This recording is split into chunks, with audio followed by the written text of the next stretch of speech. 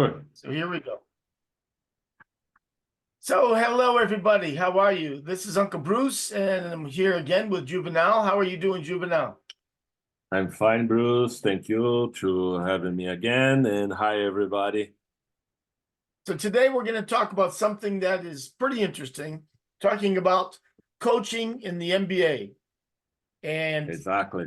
I think this is pretty much related to you with your life right now, with your son being a professional basketball player, huh?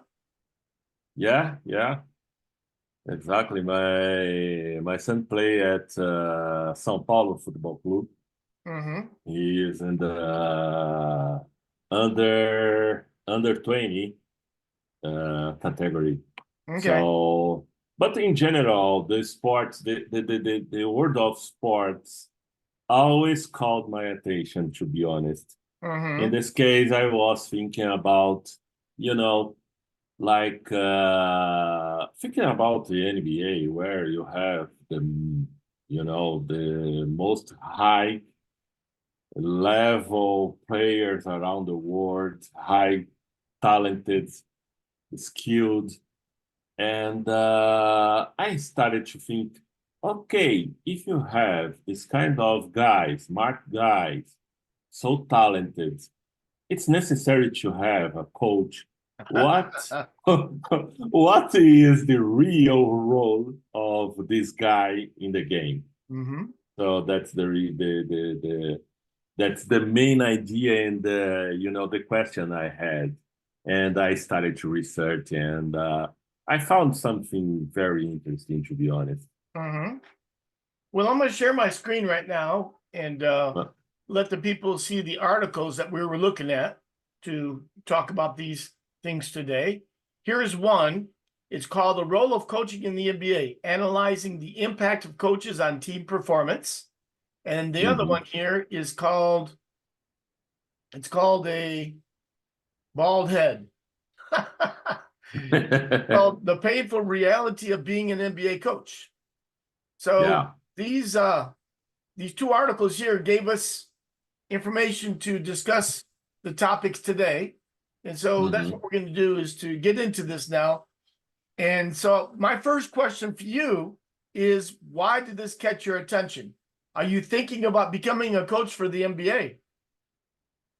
Actually, I usually uh, I used to cross a lot of topics when I am working. I am working now to prepare a class or a lecture to people, and the theme is management people. Uh-huh. And I was thinking about leadership. Okay, so in this case, I started in the I used to cross some impressions between the topics, and the sports world called my attention because of the leadership topic. Mm-hmm. This is the point here, and um comparing, for example, a youth team Mm-hmm. like my sons play, and the coach role is essential. It's vital. It's important It's to vital. yeah. Really? It's Well, vital. well, I Yeah, think any because coach is very important, but yeah, but I think at this age it's so important because it's the time you are developing the character, the skills, and I think the coach is the only person that can say you the young player has or not talent enough, to play in a high level after the youth category. okay, so right now your son is in a football club, Sao Paulo, right? Yeah. Basketball team that represents that football club. Um, it's kind of strange because normally a football club owner in the United States does not have access to basketball clubs because it's so expensive. I mean, you have to be very rich. You're talking about billions of dollars for one team. For one team. Yeah. So to have two teams, one basketball, one football, a lot of money. And many times the investors, an owner of a football club or basketball club, they don't want to invest all their eggs in one basket. They don't want to spend all their money on one area, which is sports. They want to diversify and have more diversification in their portfolio. So they have something in gold. They have something in treasury notes. One thing is a football club or basketball club, and then other things too. They have a diversification in their portfolio. But the sports clubs are very cool because it's fun to watch. So you're the owner and you're watching, but you control the coach. And the coach has a big influence on the players. So when it comes to the NBA, I saw in the article, it says, basically you are hired for one season. Either you make it or you break it. You either stay on or you're gone after 1 year. And maybe even before then. Even before then, it's possible. Up, see you, new coach. Let's go. Yeah, money talks, man. Yeah, money talks. That's for sure. The club that your son is with, it's Sao Paulo basketball team, but it's for young men. It's not for like the adults, like 21 or over, right? Yeah, he is already a professional player of São Paulo, but he is What's in his the name base. for the listening audience? What's your son's name? The name is Miguel Melo Santos, and What's his number? 14. 14. It's a have jersey because 14 was the jersey that Oscar Schmidt used to wear in his career, entire career since the Brazilian team and in the clubs that he played. So the point is, let me do some points here. Okay. NBA as a business worth, man. I think I tried to find, but I didn't get success. But the number is around $120 billion a year. With the income, the revenue, huh? Yeah, Money coming in. Yeah, the revenue only generated by NBA is around $10 billion US dollars. But if you put in the same basket, the sponsorship, the value, the valuation of the whole teams in the league, and broadcasting rights, license, products license, and other stuff, the number I think may arise to $120 billion a year. Yeah, so because the advertising. I mean, when you have a game, and they have a lot of games, but not like soccer, man. You have soccer all year long. With the basketball, the football, the baseball, it's for a season. It's not for the whole year. Because we have a variety of sports. And eventually it'll be like that in Brazil too. Because basketball is increasing a lot in Brazil. A lot. So you're going to start having a season for basketball. I don't know if they'll ever have a season specific for soccer because it's already all year. And it's so popular around the whole country. So they'll probably never have, okay, this is the soccer season. No, soccer's from January until December. That's just the way it is. Or February. I think they take January.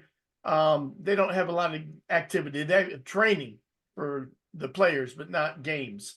So Yeah, in the case of Brazil, it's a whole year because I think almost they don't have vacation. right. So in the United States, soccer is a season, a seasonal game. Yeah. I don't know what the season dates are, the months, but I know it's not all year long. It's not all year long. It's for a season. So this idea about having a lot of revenue coming in. I mean, he's talking about selling hot dogs, pizza, hamburgers, Yeah. jerseys, hats, everything. All the Exactly. paraphernalia that they can sell, they will sell to make money. So there's a lot of money involved. And then, like you said, the viewing rights. I wanted to watch the American Super Bowl, the American football Super Bowl last Sunday. Last Sunday. I could not do it because I had to pay money. I said, come on. In the United States, it's free. You just turn the TV on and it's on. But outside of the United States, you have to pay. But there's a channel 9, I think, on my TV. I think it's Hedgie TV. Hedgie something. I don't know. Yeah. Rede TV is Rede TV in Portuguese. So they had the Super Bowl, but the commentators were speaking in Portuguese. So like, okay, because I understand enough Portuguese to understand what they're saying, but I prefer to hear everything in English with all the comments, in English, because that's my native language. And they did show the Super Bowl halftime, which is cool. It was with Usher and many other guests, but he was the main person. But man, do you know that the Usher, they don't get any money for going to the Super Bowl to perform? They get zero. But they have the opportunity to have the spotlight of the public. So that's a big thing for an entertainment. Yeah, sure. So the idea of having a sports team, like a basketball pro team, NBA, a lot of money, dude, to buy and to have. So you have to have good coaches. You have to have good coaches to win. You want your people to win, so you have more games to get more money. And I don't know if it's like in the United States with American football, you get like a bonus, a big check because you are in the last game, the 7 games, the final games in the NBA playoffs. So when you're in the last game, I think you get a lot more money.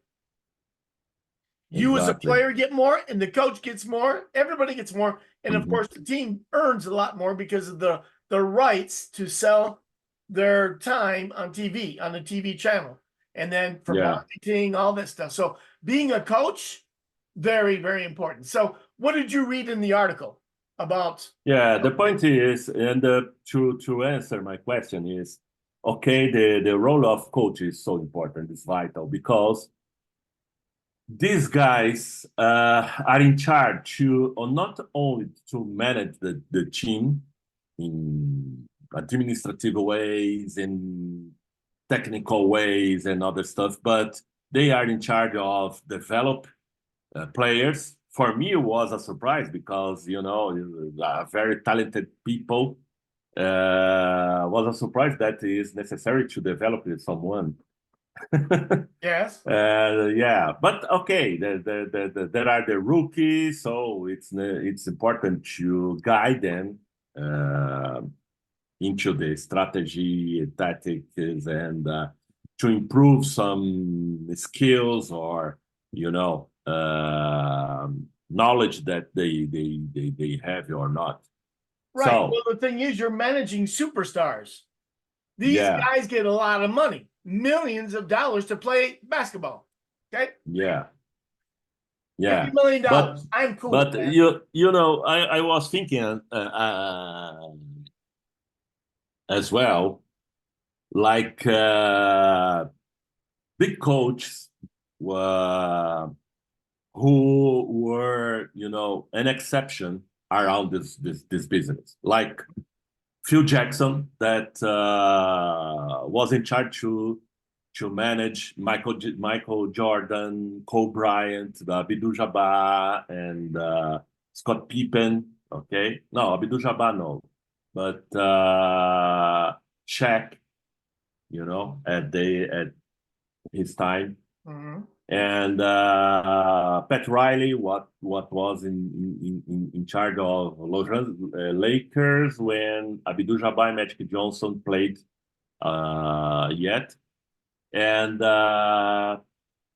Greg Popovich of Spurs. I know the name Doc Rivers. Doc Rivers. I Yeah. don't Maybe know. that's a nickname. I I don't don't know. remember. Yeah. But the point is, all these guys, those guys, and nowadays, Steve Kerr, which is an apprentice of Phil Jackson because they played together when Chicago Bulls was champion. And so, what are the common things between them? The capacity to manage egos, to develop skills. They are a profound. They have a profound knowledge of the game. They are respected coaches, of course, and They have to be so very good smart. motivators, very good speakers and motivators of a team, a physical sports team. And so I think they have to already be in the mindset that physical activity is their game, okay, that they can deal with it. Yeah. And they should be also in pretty good shape themselves. But not all sports team coaches are in good shape. And there are some like the coach for the football team for Kansas City. That dude's big. He's a big boy. Okay. So not all of the coaches are like in excellent shape, but they have the mind to express ideas, to discuss plans, plays, and to see through all the egos. Just because all of them have like, oh, I should be number one in the team. You need to listen to me because I'm the best. It's like, man, shut up and sit down. Yeah, it's hard. It's hard because think about LeBron James. I think LeBron James in the last years at Cleveland, he was the responsible of dismissal the coach. LeBron James, huh? Yeah, LeBron James. LeBron James, the last year at Cleveland, he demanded the hiring of Dwayne Wade, the Rose. See, he told the coach, and other guys. This guy on my team. Exactly. If I'm going to stay here, this is what I want. Yeah, and it was a disaster in that season, because it was a old team, old guys. So that's the point I was thinking about because, okay, what are the points that coach is important and the ego of these stars, because at the end of the day, the stars that win the game, especially on basketball, where only one guy could win the game with and there are some players that make like a lot of points by themselves. Yeah, I mean it's a team effort. The team effort, people are feeding that person, but they are very hot with the shooting, and so they say, okay, give it to him, because everything he puts up goes in. Yeah, and does your son have an agent? Yes. Wow, man. It's almost like obligation, man. Because the clubs does not negotiate with fathers. With the players. Yeah, they prefer to have a professional to talk with them. Yeah, professional with professional. That's the point. Wow. And I prefer like that. So you know this guy too, though, right? Yeah. Do you know of any it's a good guy. Do you know of any female agents? No. See, that should be the case. No. Male and female should be able to represent male and female. It doesn't matter if it's only male. No. A female can represent a male player too. But in this society, it's still not very acceptable, I think. Mhm. And then even in the United Yeah. States, I think there's probably a stigma against a female agent representing a male player. I don't know. Just Yeah, something it's came very to my thinking. and there is another interesting thing. Just to put aside the topic we are talking about, thinking on tennis. It's interesting that the majority of human tennis player does not have a coach, a woman coach, but man coach. Mm-hmm. It's interesting. Mm-hmm. I Mm-hmm. don't know why, because there are a lot of I don't know if human since they retired from the Well, take a look courts. at Marta. Marta on the Yeah, Brazilian football team. yeah, I don't know, but I suspect she could be a very good coach, probably for a male team too. She knows yeah. how to play, and she knows how to talk about how to play to the players. That's what a I coach think does. so. I think so. But there is an interesting point that one of these articles says that the pressure on coaches and the impact on their health. Maybe for women, they prefer to. I think maybe they choose by the quality of life, maybe, or to Yeah. raise kids or other stuff, because during their career, it's very hard to raise kids at this Well, I time. think That's the even as a point. player, it's hard because if you Yeah. have if you're a guy and you're married to a woman and she has children, well, that's her job. My job is playing in my game, in my sports game, and your Hmm. job is to raise the kids. And you can Yeah. have a profession too, but then we need to pay a nanny. We need to pay tutors to have our kids become successful adults.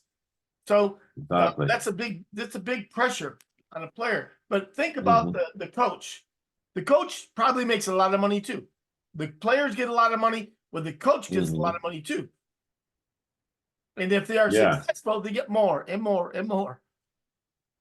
And again, there is another interesting point because except these guys that I mentioned, Phil Jackson, Pat Riley in basketball, the rest of them are not so famous. Mhm. It's the opposite of football or Mhm. soccer, Mhm. okay?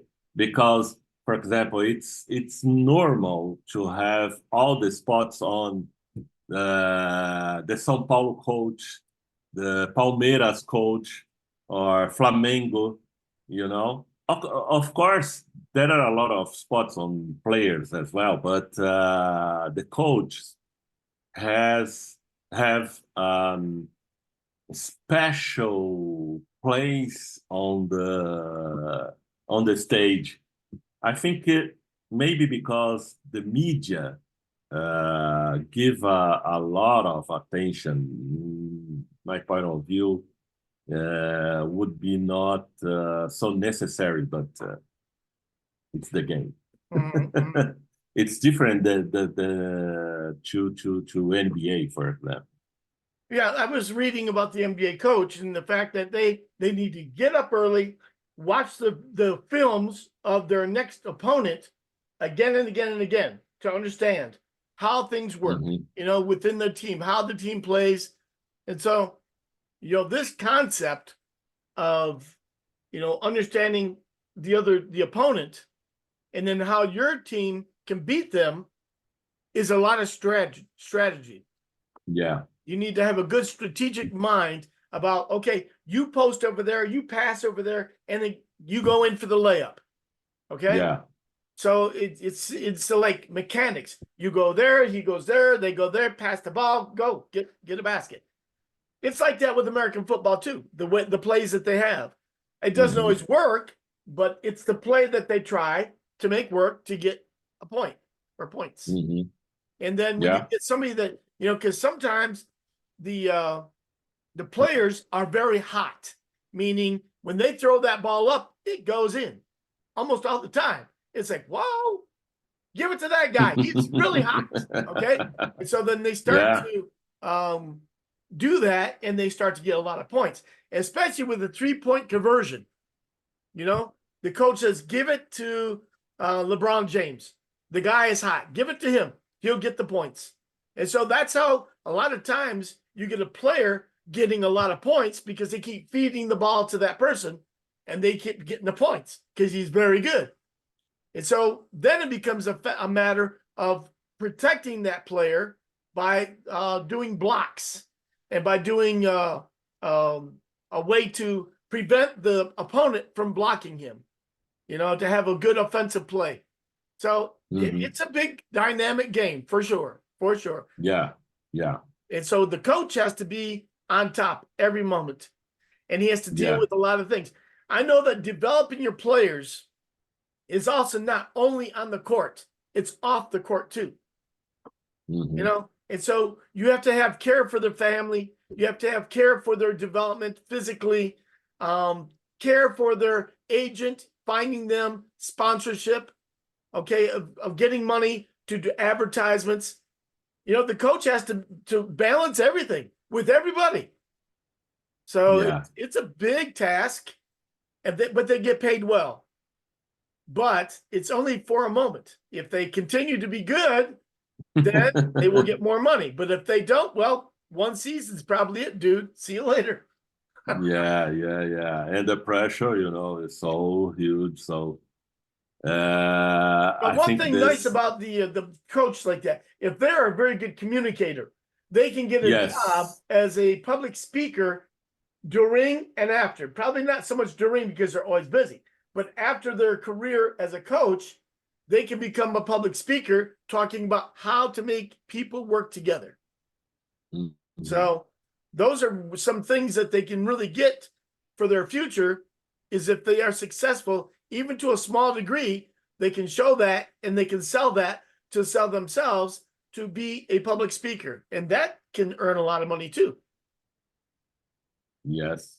You know, that's after the basketball career. For sure. But it's necessary, you know, to have a base, familiar basis, you know, in order to face this challenge, because the pressure is, I can imagine. So you want to be a NBA coach?